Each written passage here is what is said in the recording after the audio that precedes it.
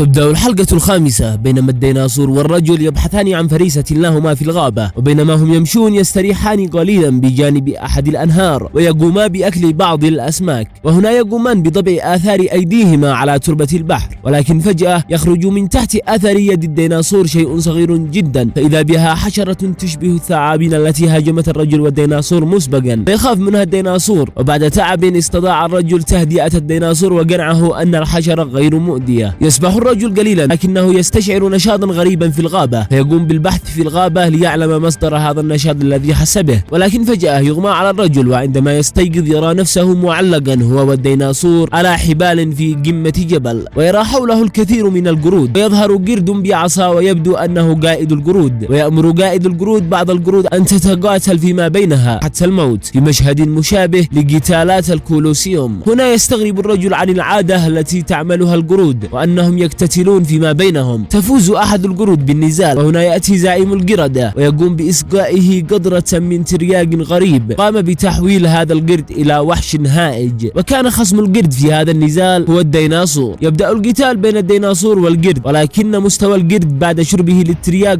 أقوى كليا من الديناصور. يخاف الرجل على الديناصور ويحاول أن يفك نفسه ليساعد الديناصور، وبعد جهد كبير يستطيع أن يفك نفسه ويذهب مباشرة إلى القائد ويقوم بالتخلص منه، ويذهب مباشرة إلى ذلك الترياق ويقوم بشربه كاملا. يتحول الرجل إلى وحش هائج ويتوجه مباشرة إلى القرد العملاق ويقوم بالتخلص منه وإنقاذ الديناصور في آخر لحظة. تبدأ القرود في الهجوم على الرجل، لكن الرجل يتخلص منها جميعا بسبب قوته بعد شرب الترياق. يعود الرجل إلى طبيعته ويذهب مباشرة إلى الديناصور للإطمئنان عليه، لكن الديناصور لا يستجيب له وحالته يرثى لها. وهنا تنتهي الحلقة الخامسة من المسلسل.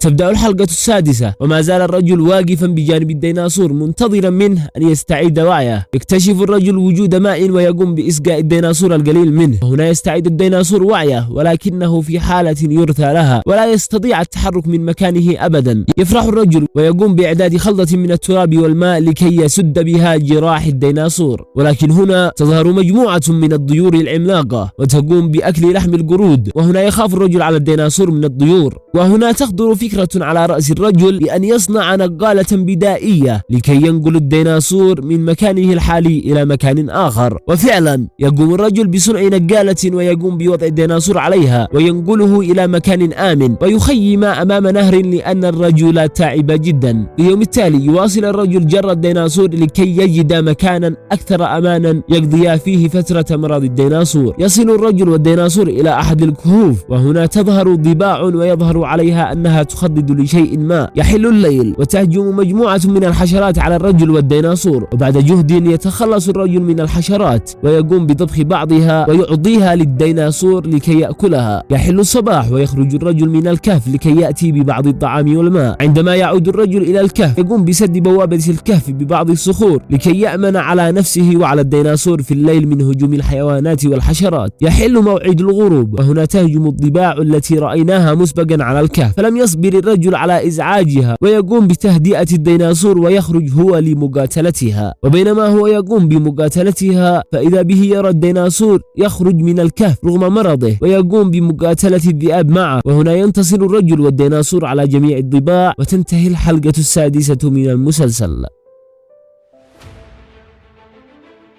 تبدأ الحلقة السابعة، بينما كانت الديناصورات العملاقة تأكل، وكان أحد الديناصورات الصغيرة مصاب بمرض خطير، وكان الديناصور الصغير هائج جدا وكان يتحرك لا إراديا، فذهب إلى أحد الديناصورات العملاقة وقام بعضه ثم مات من بعد ذلك. يمشي الديناصور العملاق وهو لا يبالي بشأن العضة، وما هي إلا دقائق معدودة حتى ينتقل المرض إليه، فيذهب الديناصور العملاق مباشرة للشرب من النهر، لكن بعد شرب كثير قام بإخراج كل الماء الذي شرب، وكذلك أخرج كل الدم الذي في جسمه. يمرض الديناصور العملاق أكثر وأكثر، وهنا يبدأ بمهاجمة جميع الديناصورات التي من نفس جنسه فيقضي عليها جميعا ويقوم بفكس البيض. ينام الديناصور العملاق، وهنا يظهر رجل الكهف والديناصور الخاص به في موقع الكارثة التي حدثت، وينظرون إلى الديناصورات الكبيرة ميتة وهم مستغربون ويتساءلون من فعل كل هذا، لكن الديناصور العملاق يظهر فجأة من خلف الرجل والديناصور الأخضر ويبدأ في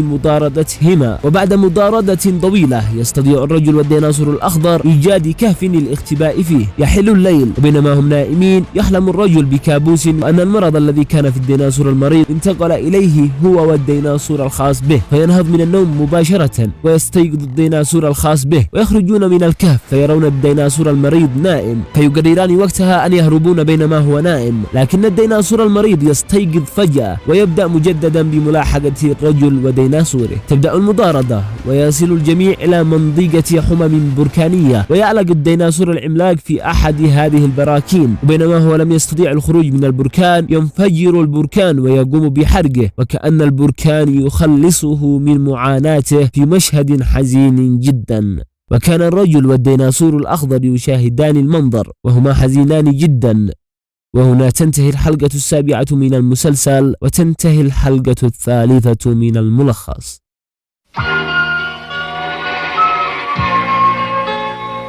وداعا إلى اللقاء في موعد جديد يطيب فيه اللقاء وتحلو المواعيد. سأودعكم